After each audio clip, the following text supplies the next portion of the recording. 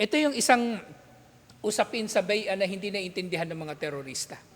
Sabihin nila, kafir tayo kasi hindi tayo nagbay'a kay Abu Bakr al-Baghdadi. Pero ang totoo niyan,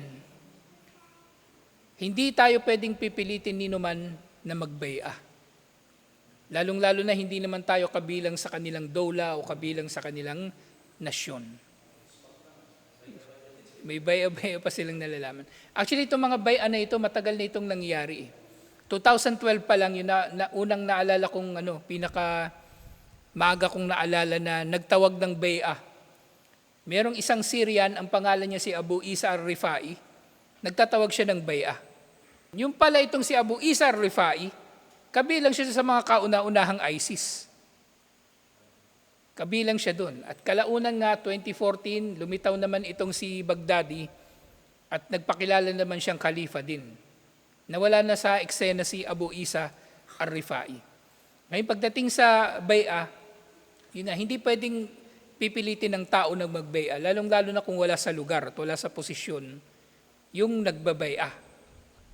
Ibig sabihin tayo mga nagbabay'a. At kahit yung pinagbabay'ahan, yung nag-aangkin ng khilafa. Kaya nga sa usapin, alhamdulillah, may post si Dr. Muhammad Ata. Yung nga, di ba? Kawarij daw ang MILF kasi kumalas sa MNLF. Hindi sila kawarij. Kasi wala namang bay'a eh. Wala namang nagbay'a sa MILF na gagawin nilang khalifa si Sheikh Nur Miswari, hafidahullah. Hindi naman sila nagbay'a sa kanya. At hindi rin naman nagpabay'a si Nur Miswari sa kanila.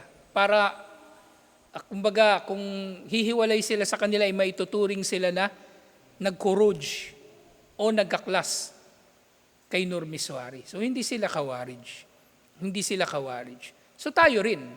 Kung tayo, hindi tayo susunod sa utos ni Abu Bakr al-Baghdadi na pumatay ng kung sino-sino lang kuffar, kahit kailan, kahit saan, hindi nila tayo pwedeng pilitin. At hindi nila tayo pwedeng mas lalo nahahatulan ng redda o ano paman. Ang problema nga sa kawarij, baloktot yung utak nila eh. Sabik na sabik sila na pumatay. Yun ang problema nila. Yun ang relihiyon nila. Hindi nila relihiyon actually, bandang huli, hindi natin sila hinahatulan ng kufur, pero papunta na sila ron eh.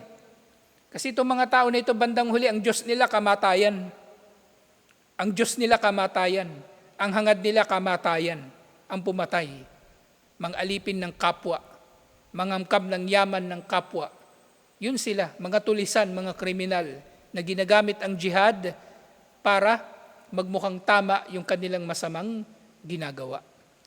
Yun sila. Kaya